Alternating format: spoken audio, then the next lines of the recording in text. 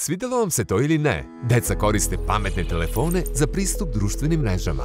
Ali sa kime komuniciraju? Istraživanja su pokazala da prosječni korisnik društvenih mreža ne poznaje 70% svojih online prijatelja. I što je najgore, 88% mladih doživjelo je neku vrstu zlostavljanja na društvenim mrežama. Skoro polovina je dobila preteće poruke. Kako možemo da kao roditelji zaštitimo decu na mreži? Kad 50% nas smatra da lošije poznaje internet od dece. Društvene mreže nose sa sobom i brojne opasnosti, ali decu možemo pripremiti da se izbore sa tim. Prvo, razgovarajte s decom o njihovim iskustvima na mreži.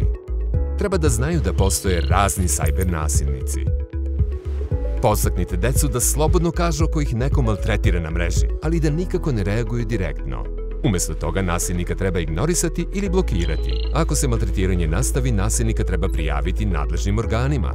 Probajte da na detetovom telefonu instalirate softver za filtriranje i blokiranje ili web pregledar za decu, koji ne samo da ih štite od neprikladnog sadržaja, već čuvaju i njihove podatke o ličnosti. Softver za nadzor vas obaveštava o online aktivnostima bez blokiranja pristupa detetu. Neki programi mogu da evidentiraju sajtove koje dete poseti.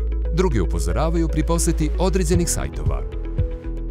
Kada pratite dečije online aktivnosti, možete postati svesni opasnosti kojima su deca izložena.